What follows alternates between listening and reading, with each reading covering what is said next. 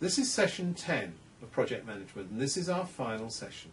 And in this session we're going to have a look at how we hand over a project, how we close the project down, and how we actually acquire and transfer the knowledge from that project for future working. In this final session, session 10, we're going to consider the handover of the project.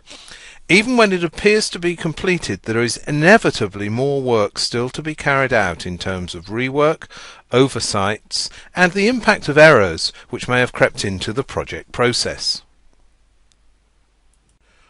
Slide 2. Handing over and winding up the project team.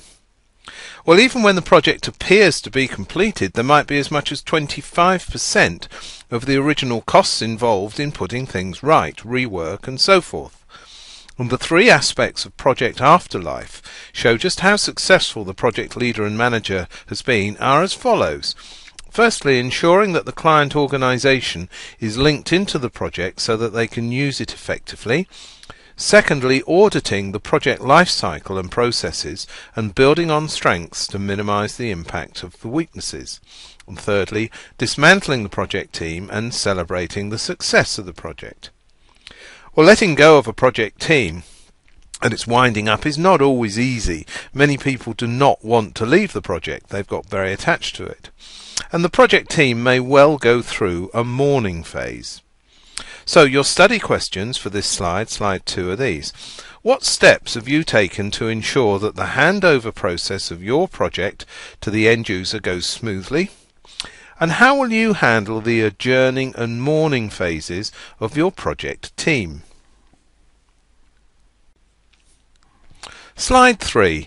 Auditing the project process. Now, towards the final stage of the development of a project, it's also useful to evaluate the effectiveness of the project process. And some of the useful questions to ask are as follows. Are there too many people working on too many projects? Do the priorities change frequently? Are the projects technically focused with perhaps a lack of market awareness? And then with regard to specific projects, were the success criteria adequately defined? Was the project team effective? Did the project control tools help or hinder the project? What problems occurred and how were they addressed? What constraints emerged that were surprising? Was the stakeholder management effectiveness? And finally, did the communication processes work effectively? So, give some thought to the study questions for this slide 3. Have you addressed the three general questions of project audit, namely, are too many people involved in too many projects? Do the priorities change frequently? And are your projects technically focused with a lack of market awareness? And regarding your chosen project, how would you answer the specific question areas?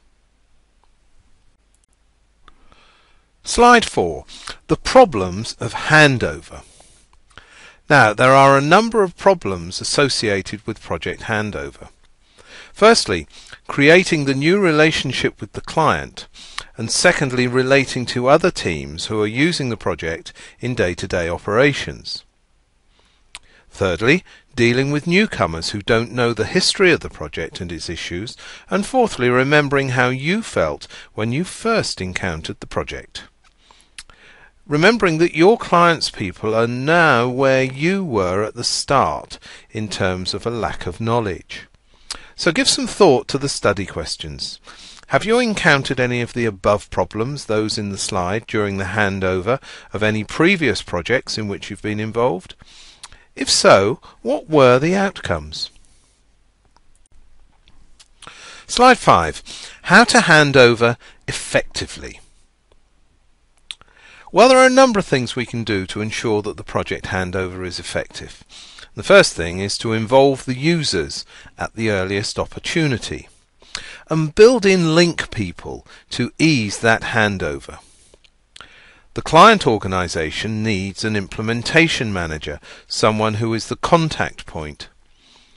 And then bring support people into the team involved in the handover to gain all-round commitment.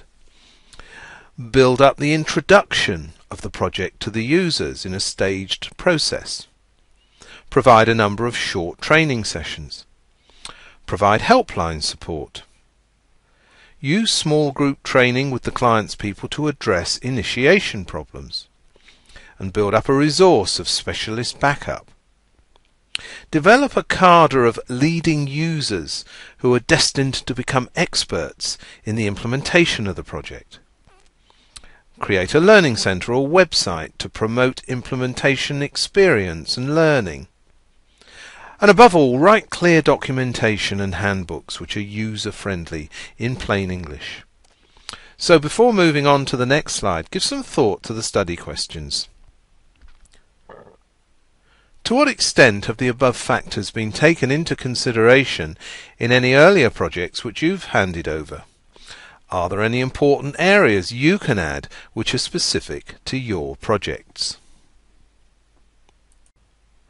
Slide 6. A process for handing over to users. Now this particular process is one created by a major computer manufacturer, and the stages are as follows. Firstly, create an awareness of the project before its implementation.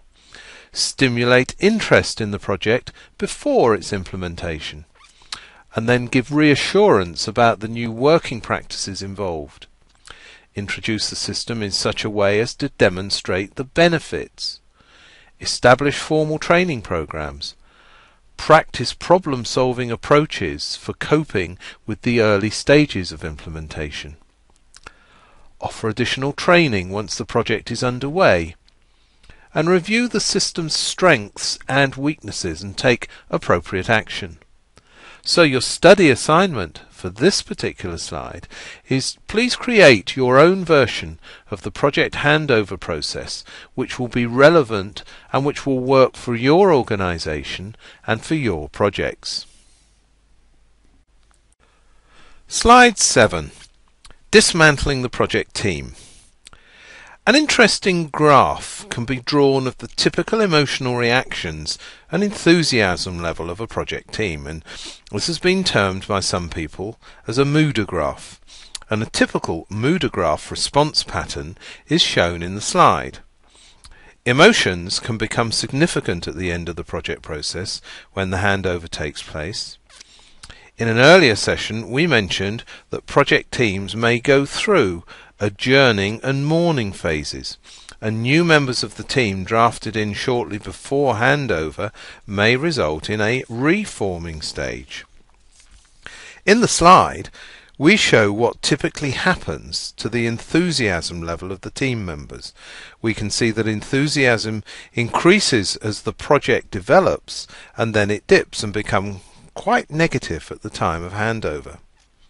However, as new projects emerge and the teams reform, then the enthusiasm returns. So your study question for this slide is this. To what extent have you noticed the moodograph effect with any project teams which you've led or of which you've been involved? What steps can you take to manage this mood swing of enthusiasm level? Slide 8. Capturing the learning. Now much has been written about the learning organisation which is relevant to the project team. In particular, the concepts of knowledge capture and knowledge transfer from one project to another is important. In 1990, Peter Senge published his book, The Fifth Discipline, which identified 5 issues relevant to the learning organisation, and these are equally relevant to the learning project team. Firstly, systems thinking.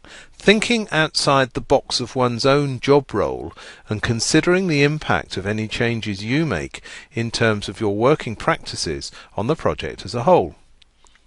Secondly, personal mastery.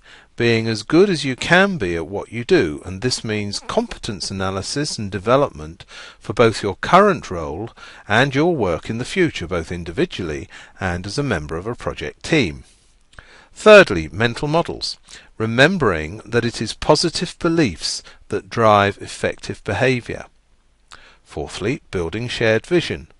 Developing emotional alignment in the team and ensuring that everyone is supporting the work in every way based on a common shared vision.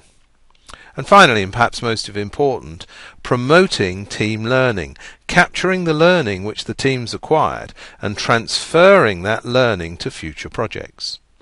So overall, we need to develop a positive culture which will handle new challenges based on shared assumptions of what is important in terms of how the team works.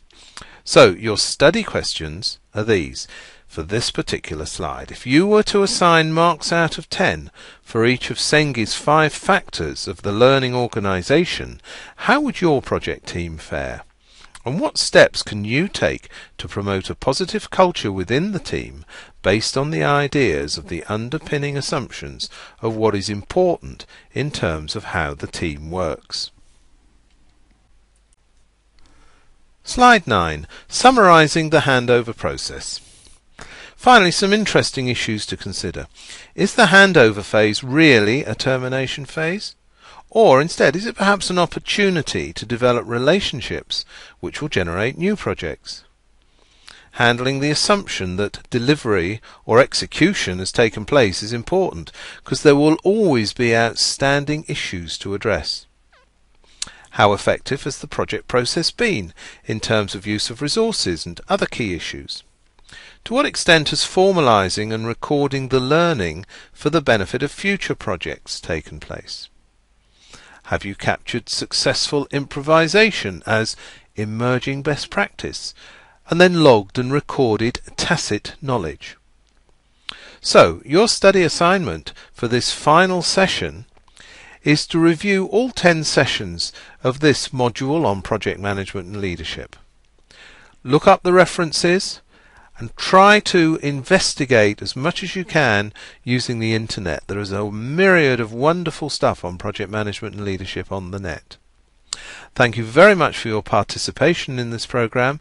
I hope to speak to you again in the very near future. Thank you.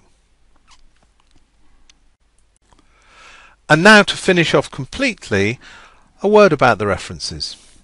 Peter Senge wrote a very, very interesting book on learning organisations called The Fifth Discipline way back in 1990, and then he and some colleagues followed up with a Fifth Discipline field book. Both of those books are excellent sources on the whole issue of creating a learning organisation, of which, of course, a project team is a learning organisation. And then the 2 major core books that we've used throughout this series of stuff on project management is, of course, Brian Geddes and Hastings' Project Leadership, and also the Nigel Slack, Stuart Chambers and Robert Johnson book, Operations Management. So again, thank you very much for listening to this series. Hope to speak to you again. Goodbye.